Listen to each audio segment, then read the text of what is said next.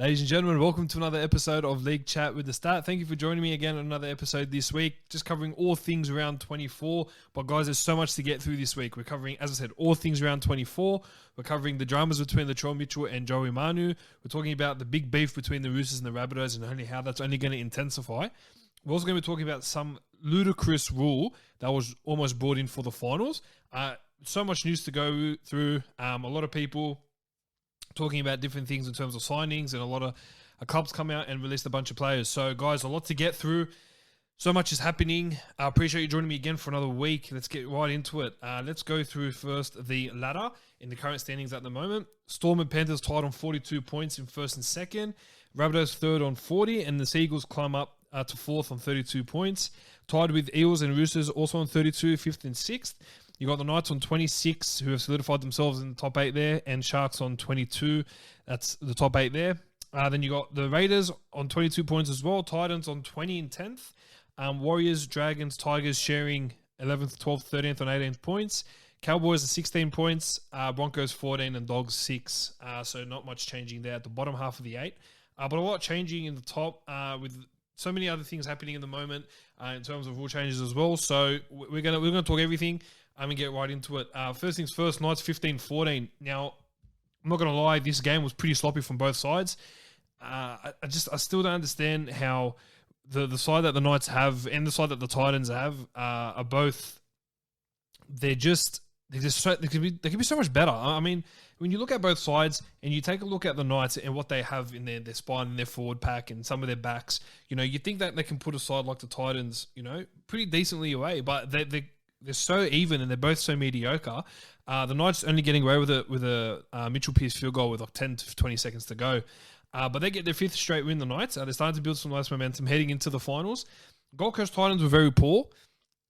Now, like I spoke about last week, I spoke about Dave Fafita and how he just went really quiet against the really dominant teams. Now, Fafita obviously came out in that with only 9 minutes to go in that first half, which was very late.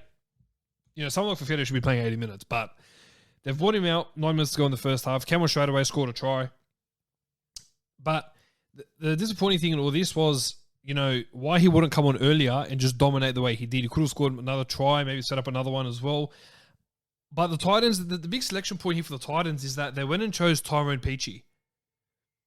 Tyrone Peachey to play at 6. Now, they have Toby Sexton that's available. I know Ash Taylor was out with a couple of injuries. And they had Jamal Fogarty in the 7. But why they wouldn't go Toby Sexton, I'm not sure. And I think it would have been a lot better if they did. A bit more someone who's actually a proper half to go in there, not Tyrone Peachey. I didn't think he played the best.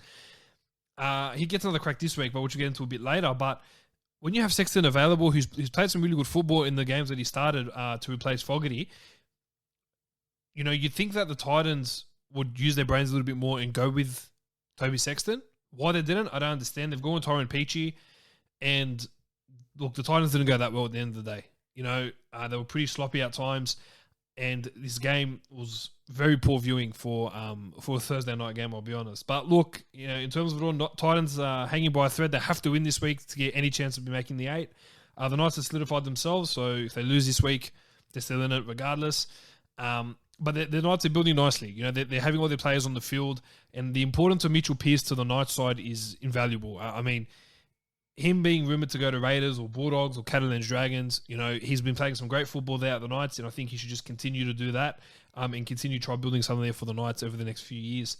Raiders 28 to the Warriors 16, and the Warriors started off so well. With the Warriors, I thought that they came out off the blocks within the first minute and scored a try, and they were looking to really dominate that whole game. And they got up to a 16-6 lead at halftime, and the first 30 minutes was fantastic football. They played some very good football. Their kicking game was on point. Sean O'Sullivan had a field day in the first 30 with his kicking. I thought it was fantastic. And when Raiders scored that try, I think it was in the 36th or 37th minute, it really killed the Warriors. But I didn't think it would kill the Warriors to the point where they'd concede another 22 points on top. And I thought the Raiders, they started shambolically. I thought that the Raiders could have come out a bit better with a bit more intent, considering they want to make the finals and they're up there anyway.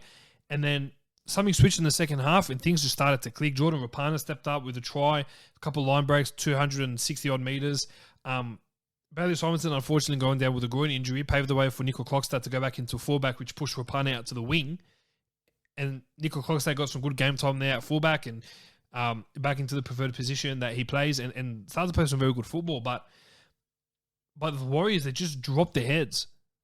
They got it 16-6 at half time, and the second half was non-existent. The form that they replicated in that first 30 minutes just died. And you saw that, the Warriors, they're inconsistent. We've talked about how inconsistent of a side they can be. They've showed their best football and also their worst football in that one game. And I've got to give it to the Raiders. I thought that, with the 16-6 lead heading out, I thought that it would be a lot better for the Warriors to go out and just continue building on that. But for the Raiders to turn it around, to keep them scoreless in the second half, I thought was a very decent effort and a performance that Ricky Shaw will be really proud of. Now, with that being said, the Raiders have an opportunity to obviously win on Thursday night. They have an opportunity to win by a decent margin to solidify themselves in that top 8 and to be any chance of being there in the final cut, with it being so cutthroat between 8th to 11th at this point. But look, if Raiders can continue showing those that bit of resilience, I'm sure that they'll be able to produce something out of the ordinary in the finals and make it further than what everyone's anticipating them to make it. So, but look, a good performance from the Raiders. Warriors dipping their heads, probably a big reason why they won't be showing up this year in the finals. Just another, I thought it was an improvement, but I thought it was just very inconsistent once again from them. The Souths 54 defeated the Roosters 12, and it was very expected this game. The Rabbitohs were going to dominate a very depleted Roosters side who are just so depleted. I'll talk about it every week. They keep missing stars, and then they're missing a couple more now due to suspension and injury. And I know the Rabbitohs will come out and bounce back from last week. I thought Latrell Mitchell had a better game, apart from that hit, which we'll get to a bit later. I thought that the whole spine kicked it really well. I thought Cody Walker played a lot better. I thought that he was a lot more relaxed. And look, he showed his dominance against a very weak Roosters side, who I thought, they tried really hard, the Roosters.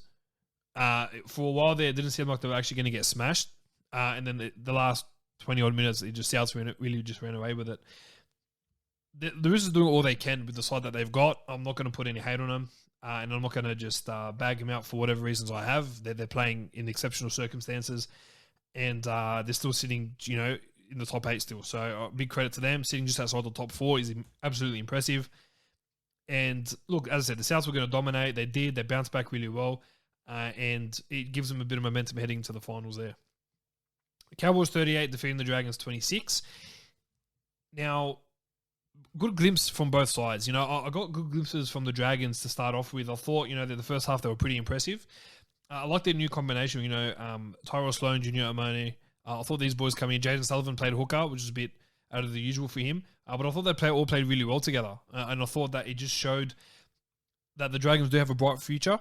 Moving Corey Norman on and moving Matt Duffy on and having Jack Bird filling in between fullback and centers and second row.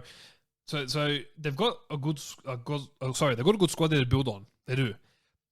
But I thought that they're just so poor in that second half. I feel like when Dragons get to any bit of lead, they just can't hold their defense.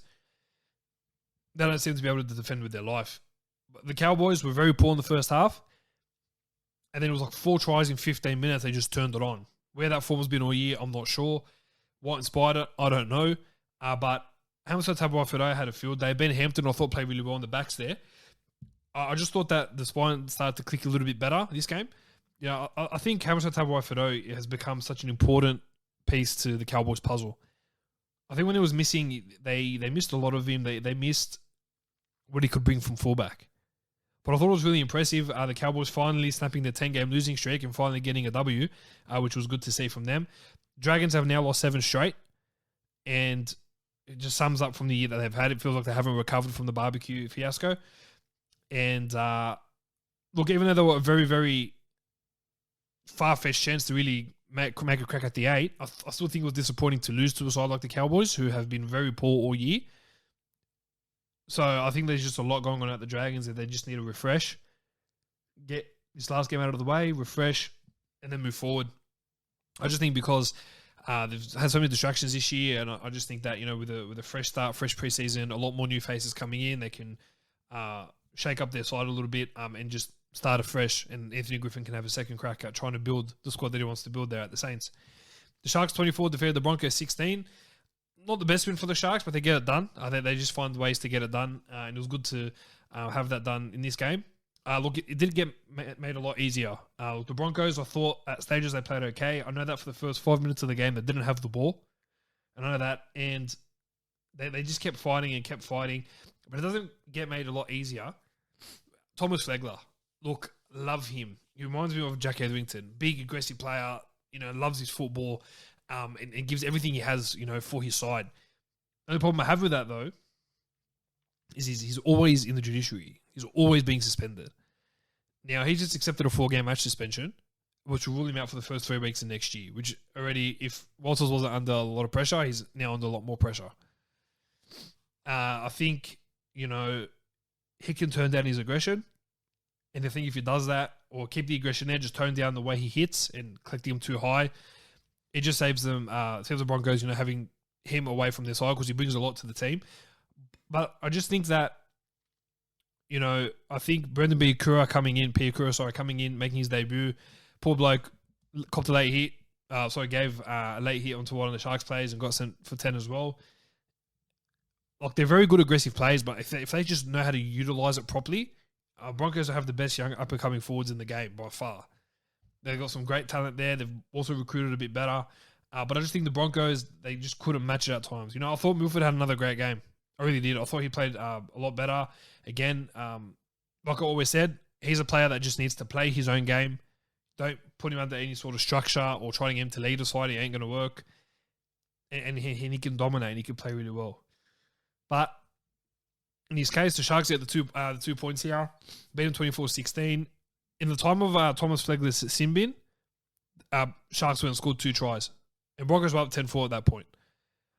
And then they conceded a penalty. They got the penalty 1.5 times, make it 18-10, which just made it a lot more impossible for the Broncos to really cement a decent fight back. Because then, 15 to go, they had Piakura get sin binned as well. So, very unlucky for the Broncos. They did try, played a lot better. Just wasn't their night. And they have one game to send Alex Glenn off with the best way they can. The Eels 22 defeated the Storm 10. Now, look, I'll cop it. I'll eat my words here. I did think that the Eels played out of their skin. One of the best 80-minute performances I have seen from the Parramatta Eels in an extremely long time. I just thought that everything they did, they really troubled Storm. I thought that in attack, they showed a lot of promise. In defense, they were committed. And he wasn't like the Eels that we see. They commit at times and they kind of fall back and then they get a bit complacent. It felt like every set that Storm had the ball, they were just going at him. Full force. They weren't letting him gain any meters. They weren't letting him gain much advantage off the field. They were trying to get dominance in the field, but they just couldn't. Parramatta kept stopping him in their tracks. And they scored some fantastic tries as well. I thought Mitch Moses had the best game I've seen in a long time. Shows that he's really not as his back isn't as affected as it has been in the past. And they ended Storm's 19-game winning streak. I feel like Eels have now become the bogey team for Storm. This is the second time that Storm have lost to Parramatta Eels this year in their 4 losses that they've had, or 3 losses. That the Storm have lost twice to Parramatta. And I just think that the way Parramatta played, that game plan has been coming for a very long time, and they utilised it right at the right time. And it was kind of a warning shot to everyone that has been doubting him, including myself, saying that we're not really done yet. Which I thought was very interesting, considering that they haven't been playing some great football. But when you look at the way they played against Melbourne in that whole 80 minutes, it was a sight to behold. Moving over to Melbourne, yeah, they had their 19-game winning streak snap, but this was one of their worst performances of the year. Nothing was clicking for them. They were overplaying their hand in attack. Harry Grant threw about 3 forward passes. Yeah, the halves couldn't just Hughes and Munster weren't clicking as well. It was very tough to watch. Looking at it and considering that the Storm side we've seen for the last the whole year, for them to go out the way they did against Para, which wasn't the best. Well, I do think that with the Storm, I don't think that there were troubling signs. I think it's good that they lose now. That way they can get into a good stead and get heading there, head towards, getting to that grand final at the end of the year, which I think they will be there. And looking at the way it's going, I think they'll win. But it was a performance that they really needed a reminder of, that they can't get complacent. The last month of footy, they showed a bit of complacency. They started to start off very slow, then catch their way up into games. Last week against the Titans was like the biggest warning for me, that they started off terribly slow. They were even losing at half time, and then it just, through Titans' errors, they went and came back and won that game. But we started to see the signs in the last 3 weeks to a month. And then everything that they had been working on and everything that had like started to crumble in bits and pieces in the game really fell apart here in this game. So it's a credit to Eels for the way they played. And a lot of these players are getting the week off, which we'll get into a bit later as well. And the Storm, they'll go back to the drawing board, but it isn't really worrying signs. Seagulls 36 defeated the Bulldogs 18. Now, wasn't the most dominant performance for Manly. It wasn't a game where they, like it was when they last played each other, 66-0. But they just did enough. And I thought that the Bulldogs, I got to say, probably for the first time this year, I'm really proud of that performance. Yes, we were on the other side of the scoreboard. Yes, we lost again. I know. But I just thought that the way they played was fantastic. I thought they were that, and this is coming for the first time I'm going to say this about the Bulldogs. They were dudded by some pretty bad calls from the ref. They were. I'm not one of those people to kind of blame things on the refs, but I just thought that in this performance in particular, they were dudded a little bit. But the Bulldogs have showed, as weak as their side is, they've showed that if you can play a perfect 40 minutes where you don't make any errors, you're completing all your sets, you're gaining field position, you can turn it up against the good teams. They showed that. They were leading merely 12-10 at halftime. No one expected that. Every time we played the Seagulls, we've been down to the Seagulls by at least 30-odd, 36-odd. We didn't score a try. We were up 12-10. We had completed 18 from 18 sets. We didn't make any errors, while Manly made 7. We were the better team in that first half, and we showed that on the scoreboard. We showed that in our effort. We scored 2 tries within like 6 minutes. We turned it up for a bit. In the second half, mate, Manly just got 6 again after 6 again after 6 again on our line. And we defended for like 7-8 minutes before they cracked. The try that Dvojevic scored, I don't think was a legitimate try. I thought he actually dropped the ball and fumbled that as he moved it from the right hand side to the left and grounded the ball. But, I mean, we played a lot better. We defended a lot in that second half. A lot. That hair pull, that call made to power with the hair pull from Joe Stimson, garbage call. Josh Aloiai, like, attempted to kick the head of Josh Jackson, not called for. Bit of a grub. I know Aloiai called out Elliott for being a grub during the week with all the dramas that happened the week before. But he called him a rat, but I think Aloiai is a real grub, trying to kick Jackson in the head not once but twice in that one particular moment, which I agree with the sin bin. But the hair pull, ludicrous. They get that penalty in front. It just made things a bit worse for us. And then they ran away with it and scored 2 more tries. But I'm really proud of the Bulldogs. I thought that is the best performance in a losing game all year. And I just hope we just get one win to round off the year. If we get that one win, it'll just make things better. It'll just sense a bit of pride in that side. A lot of players this week that are playing for the last time at the club. So I think it's important we just get that win. We end the year off on a decent note so we can get into preseason and whip in and have a better year next year. Panthers 30 defeated the Tigers 16. Look, similar to the Seagulls, they weren't as dominant, but the return of Brian Thornton was huge. 2 weeks early. We weren't expecting him till the finals time, but he's come back 2 weeks early. He healed a lot quicker. And he made 26 runs for 290 meters. I mean, his year has been phenomenal. What he brings to that Panthers side is something I wish. It's like a baby Josh Mansell. But it wasn't quite the smashing that we anticipated from the Panthers. The Tigers actually, they actually showed up to play and played for about 55 minutes. And then they thought they played pretty okay up until they just dropped it in that second half. And the Panthers just ran away with it towards the end there. The Tigers scored a consolation try, but it really didn't matter much. They showed a bit more heart, the Tigers. I just didn't think they were good enough. And it's just really been the year for them, hasn't it? They've had a lot go against them in the year. They've had a lot of dramas. Internally, we've seen, obviously, through the documentary, they've had a lot of players, missing at key parts. They've had players go down injured, spines changed up a little bit. They've had to make a lot of chops and changes. But I just think that it was a better game that they played, but unfortunately just wasn't the result Maguire was looking out for. And they've also got one opportunity this week as well against the Bulldogs to just try and end off the year on a positive note. So we'll see what happens there. Now, I wanted to talk to you guys about my take on the Latrell and Manu incident. Now, watching it, I didn't see anything first up. But this is what happened. For those that may have missed it, Roosters were on the attack, about 30-odd out. They were doing a spread play over to the right-hand side of the field.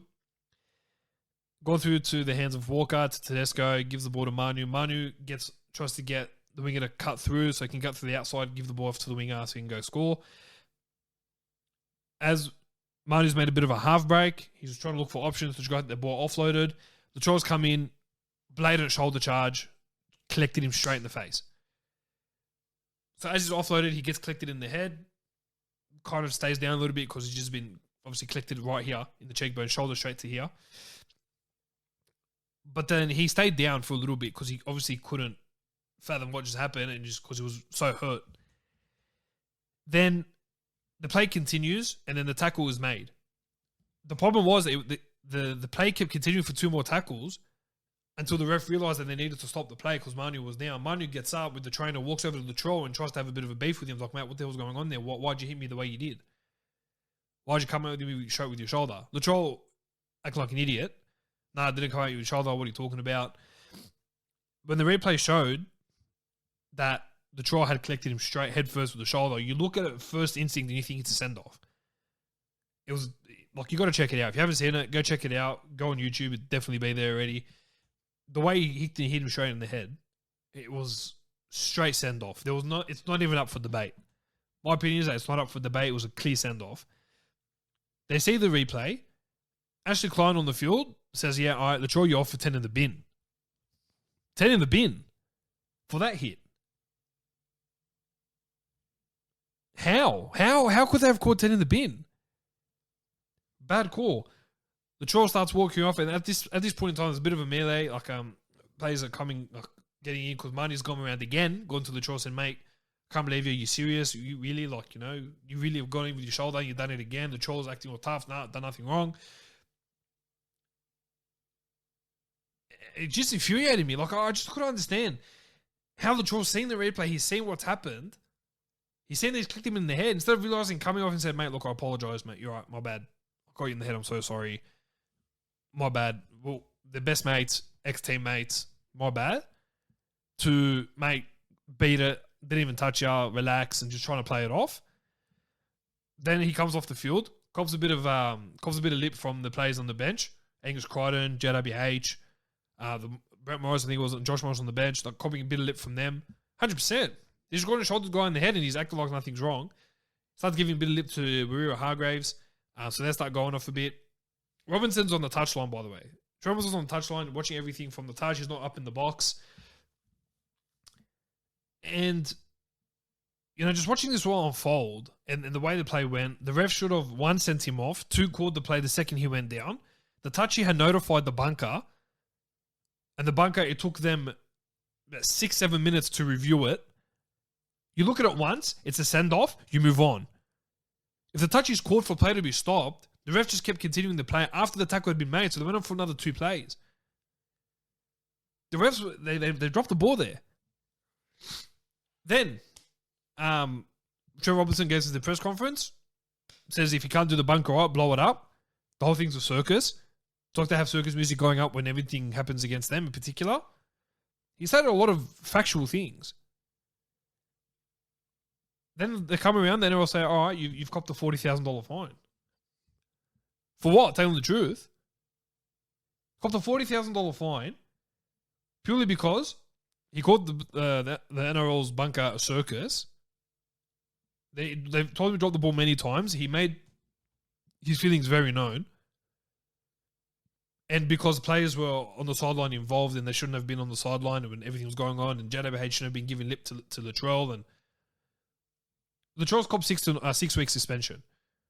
So he's out for the year. What my opinion comes here is this. What sucks for me and for every other rugby league fan is that we don't get to see Latrell Mitchell and Joey Manu tear it up in the finals. Joey Manu's now got a broken cheekbone. He's had surgery. He's back with his teammates. Latrell's out for the year. And look, we've talked about Latrell. He's an aggressive player. You know, when he shows that he can do it right, he's a gun. When he shows that he can't do it well, he can't do it well. We saw that elbow to the head of North Faluma. Gave him a 4-week suspension. In that same game, he attempted to kick Luke Garner in the head for holding his legs too long when he didn't have the ball. Grubby things like that don't need to be done by Latrell. So the play goes on. They get to the end of the field. Latrell, last tackle option, runs over Ben Marshke, gets the ball, slams it down like near his head in like pure disrespect because he's G'd up in the moment. Starts another melee. Starts a couple more dramas here and there. Latrell's a big ambassador for many communities out there. Especially for the Aboriginal community. He's such a big ambassador for them. But a lot of these kids won't look up and say, oh, we want to be like that when he's bad side. It sucks. Because when we see Latrell in his aggressive state, he's phenomenal. And the way he controls his aggressions and he uses them in the right moments, like he's done in Origin, there is no one like him. But a blatant shoulder to the head, out for 6 weeks. Manu's got a broken cheekbone. But the fallout from all that is where I start to not like where it's going. Jaden Sewer comes out with a claim that Trent Robinson called him a thug when Robinson was on the sideline. If you get a rap sheet on Trent Robinson, he's one of the most respected men and a father figure to many that have ever been coached by him and have ever laced up the boots for him. And Jaden Sewer's come out and he goes, yeah, he called me a thug. Obviously, it wasn't investigated. It wasn't looked at. Robinson denied it, said, I never use any of those words. I have no business to call Jaden Sewer a thug. I didn't see him do anything excessive. Not only that, the Roosters get fined $40,000. Robinson, no problem. He goes, yeah, that's fine. We'll accept it, but I'm not taking back my comments. And fair enough. Well, then I'll get a bit on the back foot and they don't want to make some changes. They've sacked Henry Paranara for this week's showing. And they've tried to put in some places that, look, we can see where you're coming from and we acknowledge what you're saying, but we're still going to suspend you $40,000. We're still going to fine you $40,000. It makes no sense. A terrible call from the NRL. But the point I'm trying to make here is this all could have been handled differently if things were handled differently on the field. If the bunker had made report of it straight away. If the ref didn't allow it to go on for another three plays. If the try having realised what he's done, look back and say, oh, mate, I'm sorry, my bad. Oh, that's my bad. That's on me. Gone off, whatever. And then Robinson in his press conference saying all the things he did. Wayne Bennett came kind of clapped back and said, yeah, well, his players aren't any better. They came out at us as well. We should mind his own business and look at his own turn before it comes over, looks at ours. Wayne Bennett's smart. He's just trying to keep the beef going. He's just trying to, keep it up. But it just sucks as a fan that we miss out on Latrell and miss out on Joey Manu in the finals. But the part I don't like about all this is now people are out there on social media acting like hectic keyboard warriors, now sending death threats to Latrell, sending death threats to his wife. I mean, why? Why have we become such a scum of a community? What happens on the field? Yes, stays on the field. It wasn't right. We call out things that aren't right. We talk about it like we are now. We're not going to go and, put death threats on Latrell's family. Death threats to Latrell, his wife. What the hell is that? Why? It's not even necessary. And then all these racial comments start and all these dramas just continue unfolding. All for that. I understand he's copped his punishment of 6 weeks and that should be it. Yeah, he should have, acted a little bit more proper, but is what it is. But then to go out and to start sending out death threats to his family, that's where I draw the line. That's where, that's not happening. That can't happen. And that shouldn't be happening. It's poor. Now, I'm just glad that Joey Manu's doing better. I'm glad that he's had his surgery. And I'm glad that Latrell is still in the bubble. His He's surrounded by good people there in the bunker. In his team. But the bunker needs to blow up, and the bunker there has to be a logical solution, and that logical solution is go back to the way it was in the early 2000s. Only 4 calls: try, no try, try benefit of the doubt, or ref's call. 4 simple calls. But then they're all going to spend money on this technology, and they go bring out the best people, and they want to go out and do all these things. Well, for what? We're still getting ridiculous calls. We're still getting things being missed. Touchy's not even doing half the job properly half the time. The one time that he does, blame the bunker for it. It just needs to be simplified. It needs to go back to basics.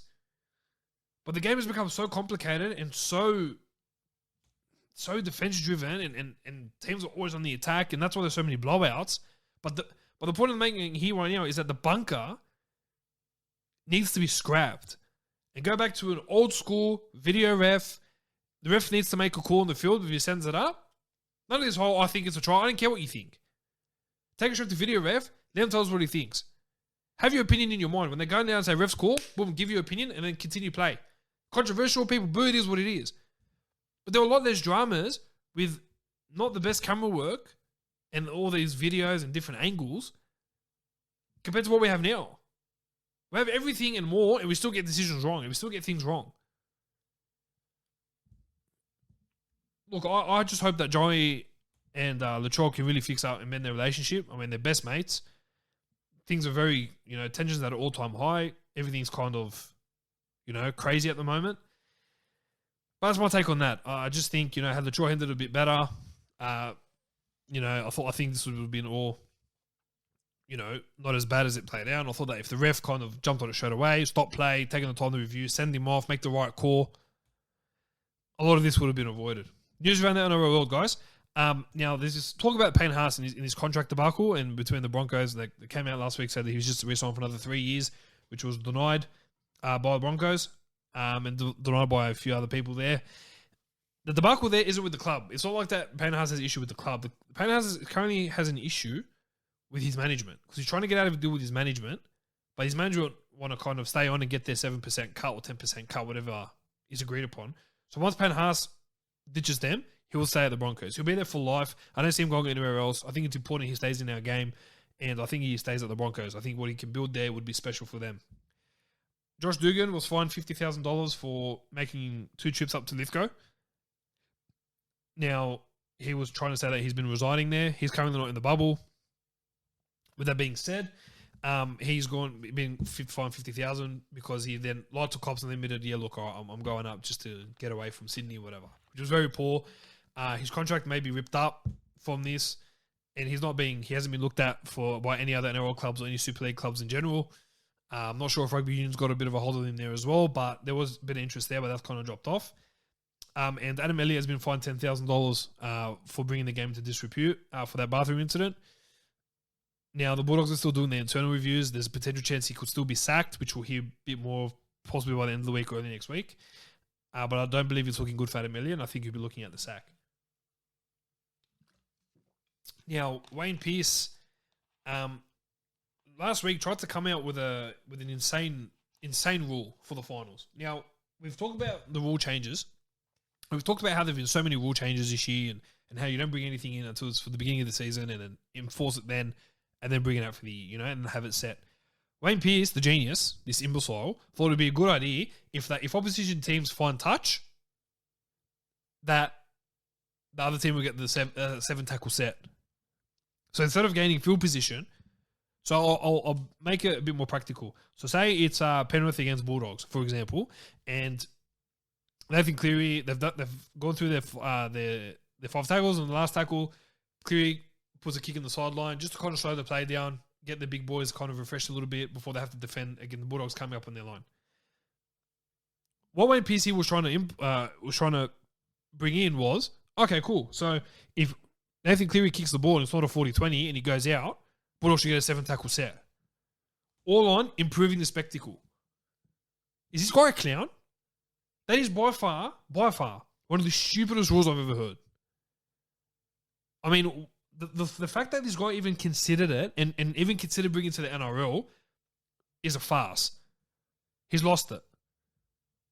In what way would that improve the spectacle? It just puts players under extra fatigue for no reason. And the rule doesn't make sense. What's the point of getting field position if you can't do that? How are you going to get in field position? How are you going to give the big boys a rest? So what, there's no resting at all? Like, come on, like, dumb, very dumb. Lucky within the day it got scrapped and the NRL said, yeah, no, not looking at it. Thank goodness, finally made the right decision and said absolutely not. But, mate, some people, they come up with the dumbest crap, honestly. It's ridiculous. The Dragons have been linked with a move to sign Ash Taylor. Now, I know he's been on the outer. Raiders rejected him. Bulldogs rejected him.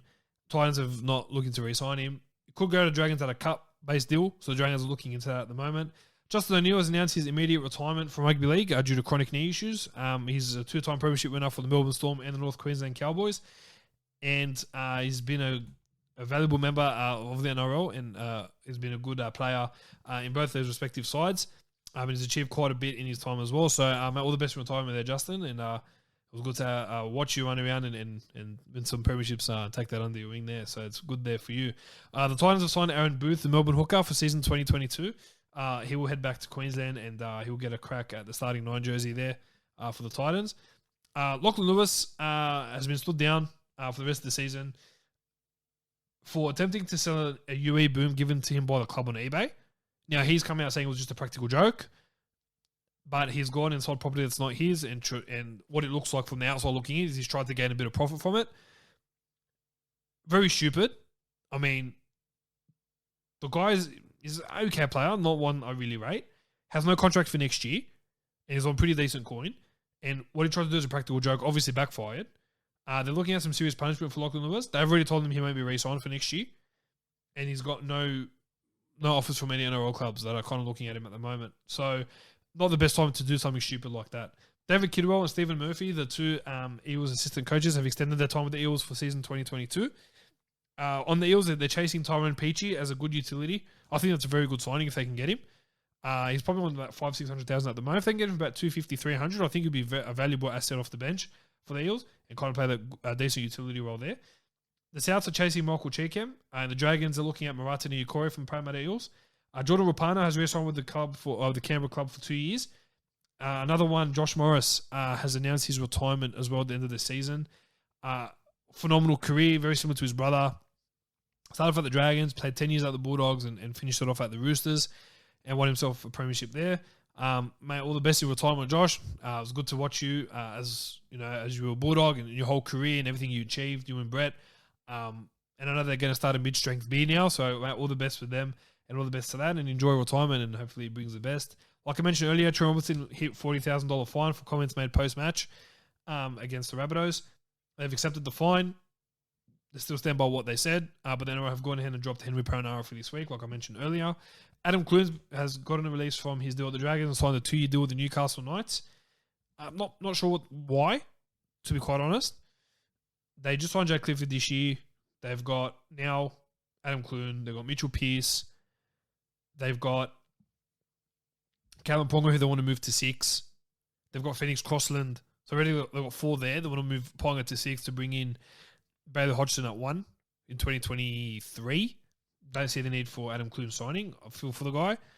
He's been at the Dragons for about 10 years. So I don't see what he's going to do there, but hey, who knows? Matt Chedgen, is retiring at the end of the season. It's his second and final retirement.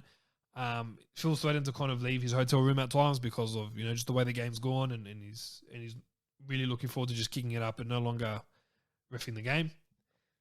The Titans have re-signed Mo Fotuaika till the end of 2024, which I think is a very important signing for the Titans. Good to have him locked down, kept him at the coast. I know he was linked to the Dragons there, but he's decided to stick with the club for another few years, which is good to see. The Bulldogs have released the following players and have told them their services are no longer required beyond this year. Dylan Napa, Will Hopewadi, Lachlan Lewis, Nick Meaney, Renault Fatoni, Sione Katoa, Dean Britt, Chris Smith, James Romanos, Brad Dietz, Watson Heleta, and Kiko Manu. Of those, Will Hopewadi has been signed to St. Helens already. Nick Meaney has been signed to Melbourne Storm. Renault Fatoni has been linked with a move to the Sydney Roosters. Sione Katoa has been linked to a move overseas. Chris Smith has been linked to a train and try deal with Broncos, which is, I believe, is already signed. And the rest don't have a club for next year. So we've obviously done a bit of a clean out here. And I agree with a lot of those. Don't really agree with Brad Dietz or James Romanos. We didn't get to see much of James Romanos, but is what it is. All the best to those. And if they can find contracts elsewhere, good for them. John Asiata no longer signing with the Bulldogs due to cap space that Bulldogs don't have, which I don't understand. I think is very unprofessional to kind of agree to a deal, agree to a dollar amount, and then say, oh, look, we can't afford you because we realise we're a lot tighter on the salary cap than expected. So I think that's really poor. And Moroni Haradi has extended a deal with the Sharks, and he'll go through just to the end of next season. So he's played some good football on the wing there, and he'll be staying put over there. Now, getting into round 25, the last game of the regular season, the ins, outs, and the whereabouts. Excuse me, I just had to clear my throat. There's a lot of changes in this team this week, so it's time to get through them all. The Raiders come up against the Roosters on the last Thursday night game of the regular season. Charles Cockstad will start at fullback, shifting Rapana to the wing to take the spot of Bailey Simonson, who's out with a groin strain. And Isaiah Soliola comes in at lock, and Ryan started moving to the bench. For the Roosters, Angus Crichton makes his return from a 3-game suspension. Josh Morris and Adam Kieran return in the centres as well. And Jared Hargraves has been named, potentially might not play. He's still dealing with a few injuries, but has been named to play at this stage. Lachlan Lamb has been named at halfback with Walker coming off the bench. Now, Fletcher Baker has been suspended. Takiaho has avoided serious injury and has been named to play as well, which is good. With Crichton coming back, he pushes Egan Butcher to the bench and Nufahu White over to the reserves.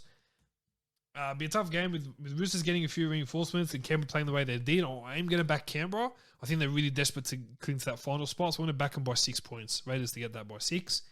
The Sharks will be coming up against the Storm. For the Sharks, the only one change there, Matt Morgan returns to the starting side and takes the spot of Luke Metcalf and moves to the bench.